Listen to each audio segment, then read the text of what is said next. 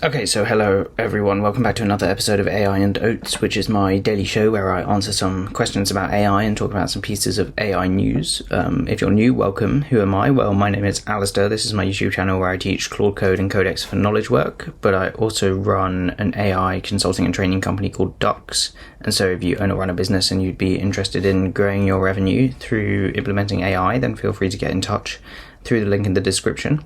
And I also have a school community which is linked in the description too, and there I go into more details about my actual Claude Code and Codex skills and setups and systems.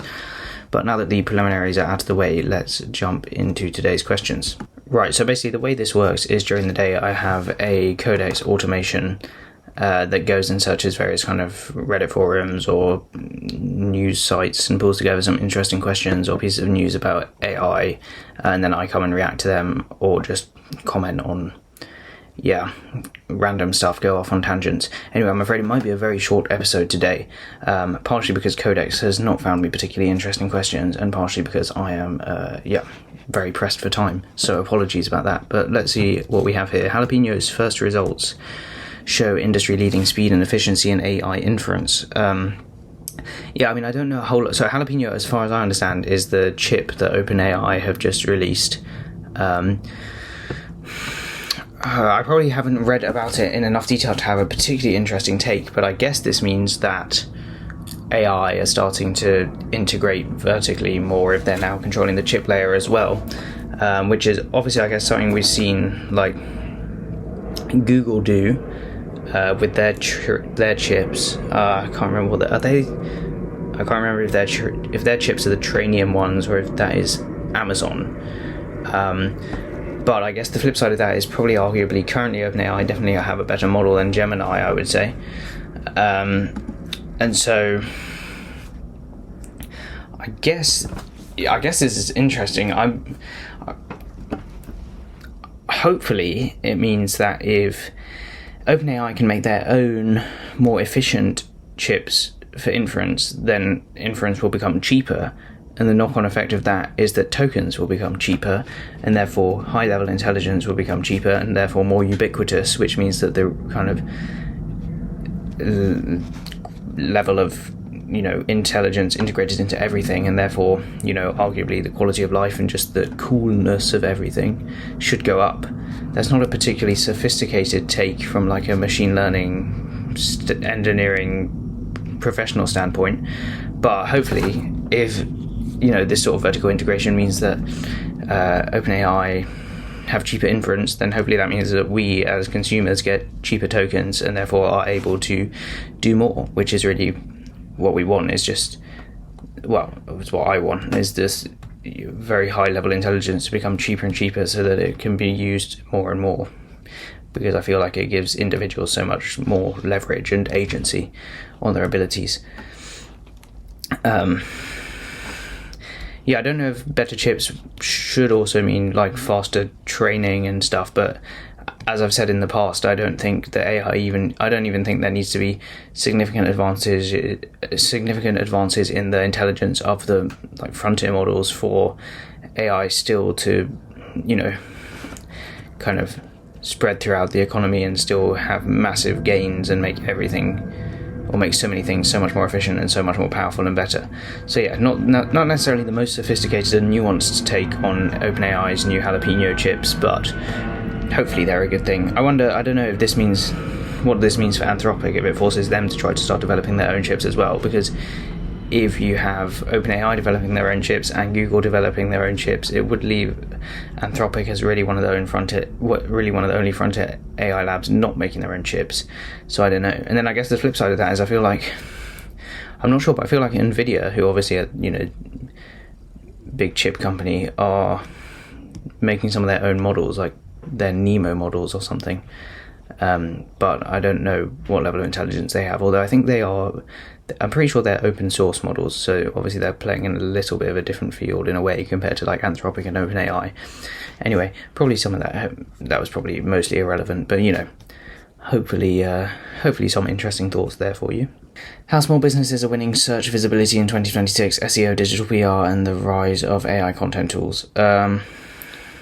I mean, I think one thing this leaves out, or maybe that's what AI content tools is, but like AEO or GEO, whatever you want to call it, like answer engine optimization, basically being discoverable in AI tools like ChatGPT, is one of the major things as well.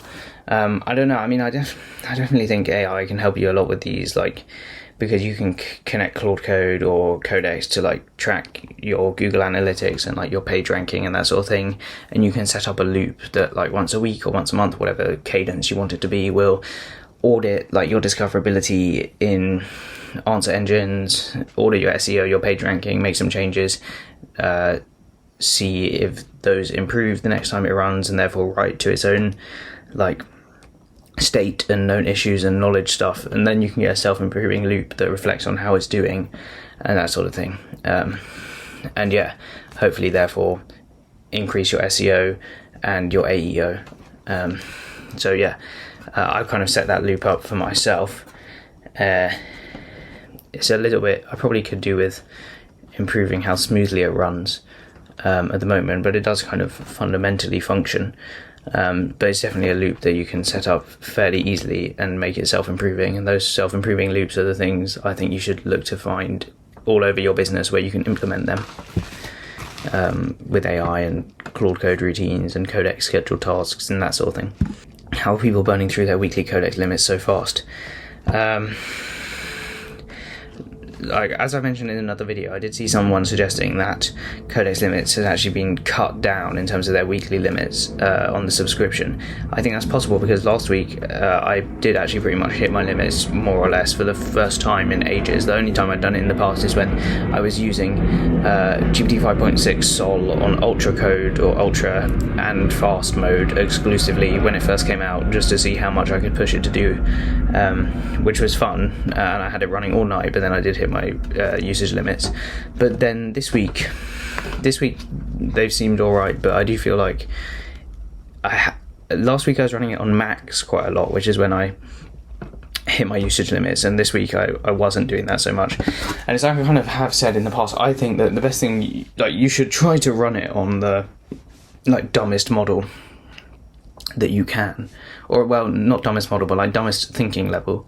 So like I like to run it on like the smartest model, which would be GPT 5.6 Sol, but then I do a lot of my stuff on medium or high, because I feel like the top tier model is still really intelligent, that you don't necessarily need it to reason that hard. And sometimes if you put it up too high, like max or even ultra, it almost over reasons if the task is not particularly difficult. Like if you're doing a really like complex coding build or like really complex strategizing kind of thing, then yeah, I'd say put it on a higher thinking level. But there's other benefits to having it on a lower thinking level, which is that it's going to be faster because it will explore fewer opportunities, and won't overthink. And then also it will probably just give you more straightforward answers and more straightforward solutions to things rather than, you know, overthinking for that same reason. And fundamentally it won't burn as many tokens. So for a lot of simple tasks, and I think the vast majority of people probably aren't really pushing the absolute capabilities of these new models, and so for quite, I wouldn't even say just simple tasks, but the vast majority of like your tasks, especially when it comes to knowledge work, I think often you can get away with medium or high on Fable 5 or GPT 5.6 Sol or even Opus 5. That being said, if I want something where I feel like there's a significant planning element to it or a strategizing element, then I do like to bump it up to extra high for those sorts of things. Or if it's something quite complex, like I quite like to have my video editing automation run on extra high, because I feel like that's a bit more of a complex task, discerning where to cut and edit videos and that sort of thing. But I'd say, like, I assume the way people are burning through the limit so fast is basically by running it like on ultra or max all the time.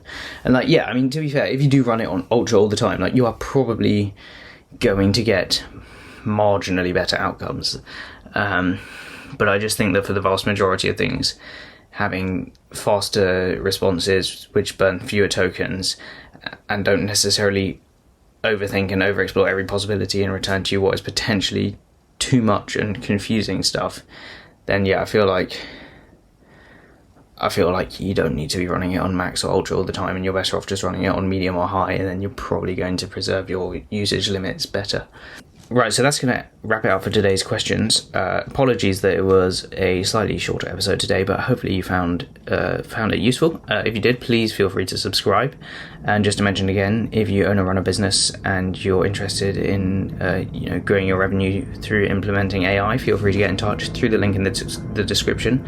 And if you're just a knowledge worker of any form and you'd like to get better at using Claude Code and Codex and set them up for you personally, your own AI operating system, then feel free to get in touch through the link in the description as well, because I can help you with that.